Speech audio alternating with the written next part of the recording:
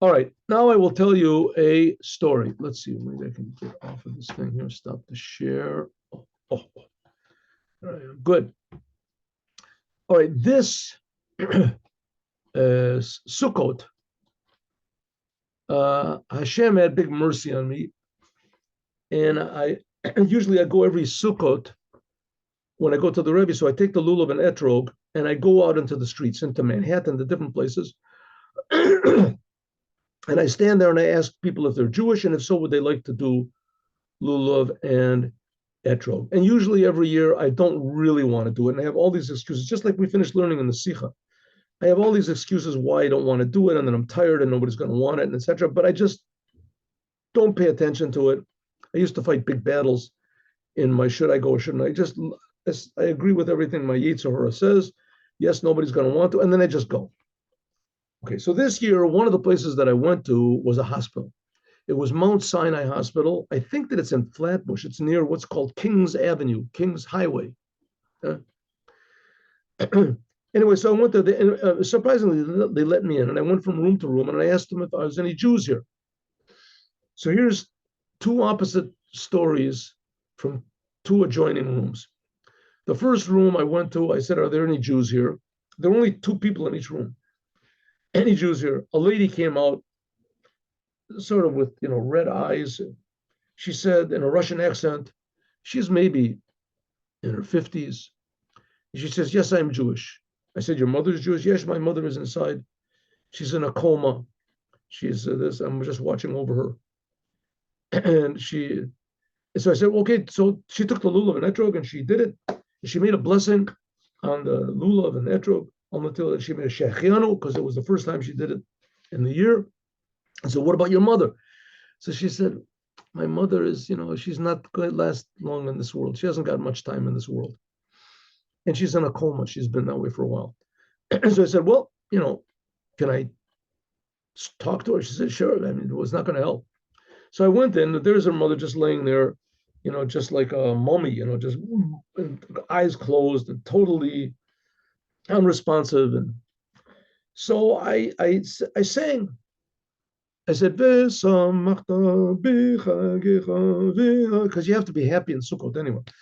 The lady that was watching over her mother, so she smiled, you have to be happy. All of a sudden, her mother opened her eyes. She opened up her eyes, and her daughter looked, she couldn't believe it, what was happening. So first, I think she thought that maybe that's it. Her mother is just going to, her soul is departing or something. But no, she opened it, and her mother started to sing along, sort of. I mean, so I mean, what degree of consciousness she was in and what connection she really had to the world, I don't know. But she did. She was definitely opened up her eyes. She went. So I said, "Well, maybe she can do lulav and etrog." So she smiled. Meanwhile, her daughter was crying, and I put the thing in her hand, the lulav. I put it in her hand, and she said, "I said lulav," and she well. So I saw from that things are not as bad as they seem to be. Now I have an opposite story. I went to the next room and I asked the nurse sitting there, "Are there any Jews here?"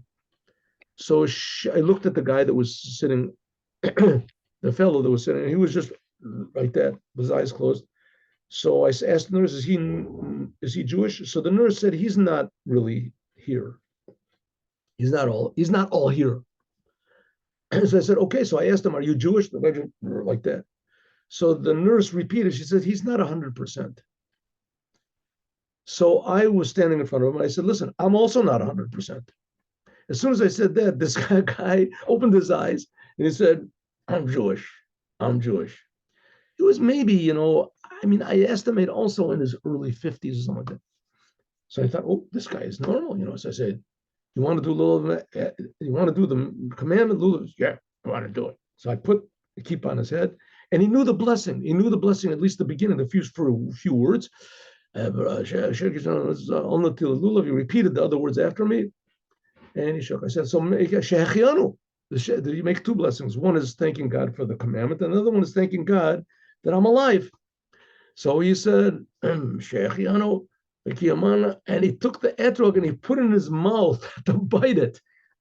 It was going to bite it. And just at the last second, I grabbed it from him. It was a little battle, and I pulled it out of him. So I realized, listen, the first lady, she wasn't as bad as I thought. And this guy is not as good as I thought. I thought maybe he was 100%. And suddenly I realized that. So, in other words, you have to expect surprises. Story number 2. If you go out, things happen. The next story is that the last day of Sukkot was Friday. And I was really tired. And that night was going to be Simchat Torah. In Chabad, they like dance the whole night. And it's really pretty wild, And anyway, so I figured I'd get at least a little bit of sleep, And the davening, the prayers are really sort of long in the daytime. Anyway, so I figured get a little sleep.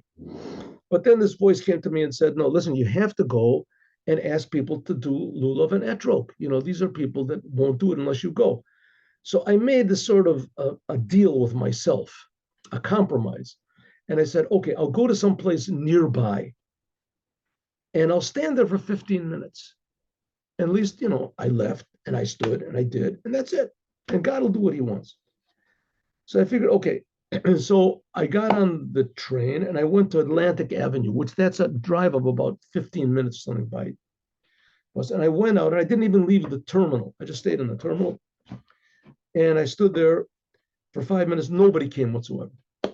So I closed my eyes and I said, Rebbe, listen, I'm here because you said you should go out and put it to film. So maybe help a little bit, I opened my eyes and there's this lady standing in front of me.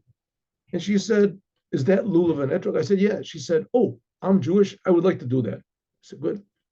So she did it. I said, this is the first time this year? She says, this is the first time in my life. I've never done it before.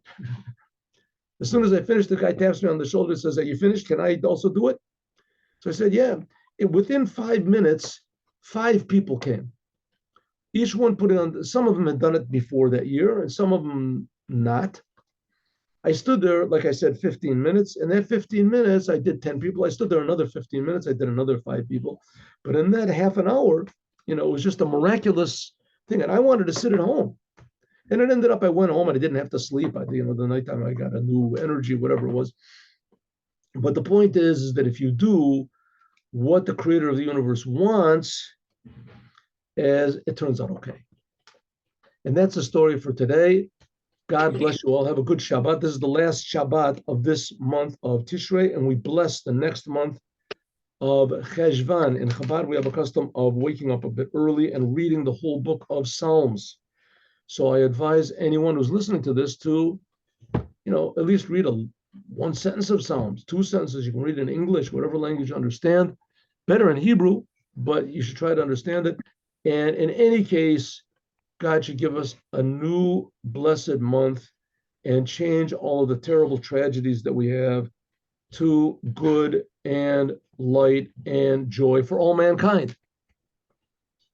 And for sure, the Arabs that live in Gaza, if the Hamas is destroyed, which they all support the Hamas, they're all rejoicing when they kill Jews.